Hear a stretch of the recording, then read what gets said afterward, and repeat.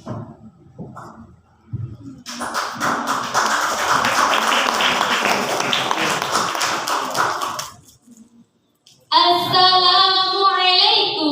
warahmatullahi wabarakatuh. Waalaikumsalam warahmatullahi wabarakatuh. Bismillahirrahmanirrahim. Alhamdulillah wassalatu wassalamu ala Rasulillah ibni Abdillah wa ala alihi wa sahbihi wa mawala. Amma ba'du. Kepada dewan juri yang saya hormati, hadirin sahabat santri yang semangatnya berapi-api, pergi ke pasar membeli ikan, tak lupa juga membeli terasi. Puji syukur kita ucapkan bisa berjumpa di pagi ini. Sebenarnya berdirinya saya di sini itu malu sekali karena disaksikan oleh para santri yang pastinya jago-jago. Ngomong-ngomong tentang malu, pada tahu nggak ini apa itu malu? Belum. Malu dalam kacamata Islam adalah perangai atau akhlak yang mendorong seseorang tidak melakukan perbuatan-perbuatan buruk dan tercela. Seperti sabda Rasulullah an Abi Hurairah ta'ani Nabi sallallahu alaihi wasallam qala al-imanu bid'un wa sab'una syu'batan wal haya'u syu'batun minal iman. Rawahu Muslim.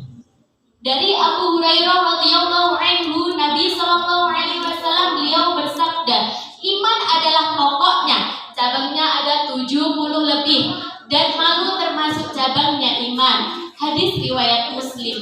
Berarti malu itu sangat penting ya guys ya. Sekali lagi, malu loh ya, bukan malu-maluin.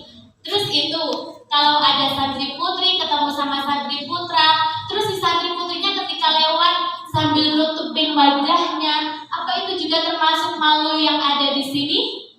Hadirin hadirat rahimakumullah. Malu itu ada 3 macam yang harus melekat pada diri seseorang.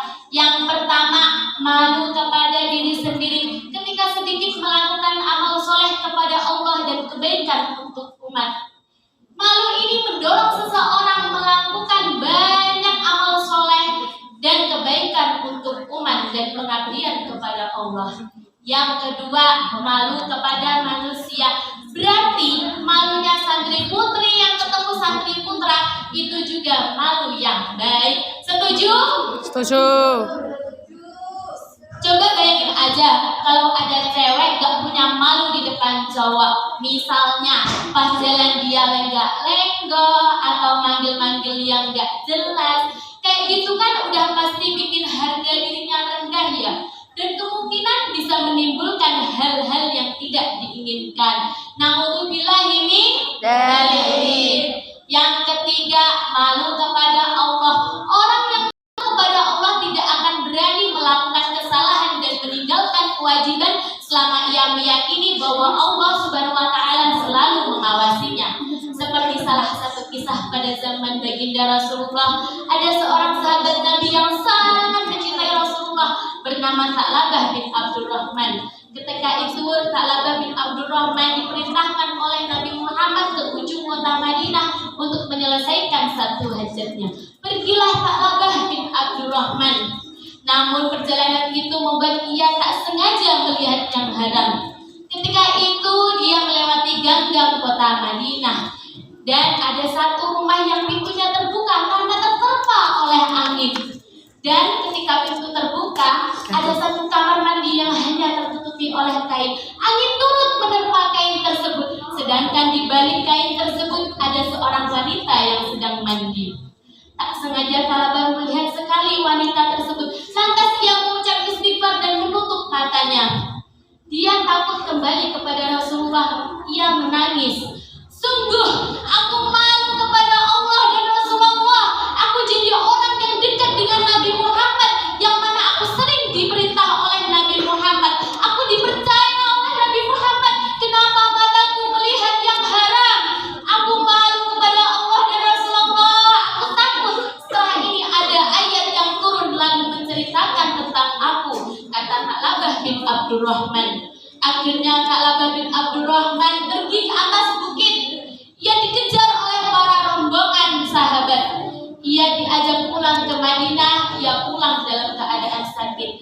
Akhirnya Rasulullah pun datang ke rumah Tha'labah bin Abdurrahman. Sesampainya Rasulullah mengucap salam dan menaruh kepala Tha'labah di pangkuannya.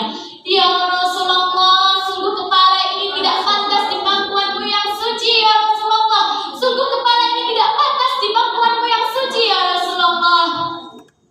Beberapa kali kepala Tha'labah naik dan turun. Timbullah pertanyaan dari sang Nabi. Ya Tha'labah, ada apa dengan engkau?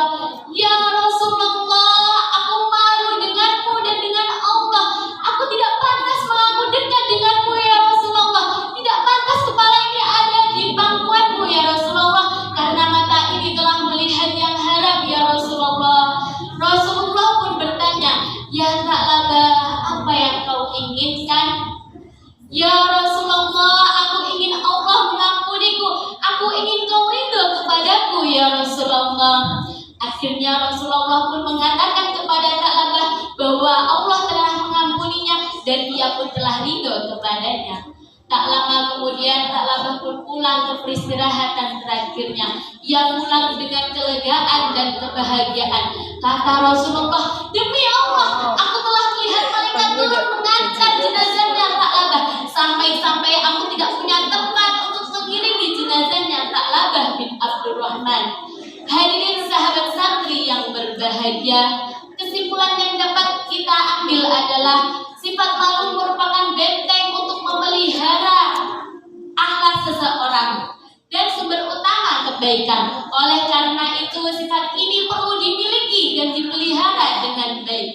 Seragam kusut belum disetrika, bukan kusut habis uangnya.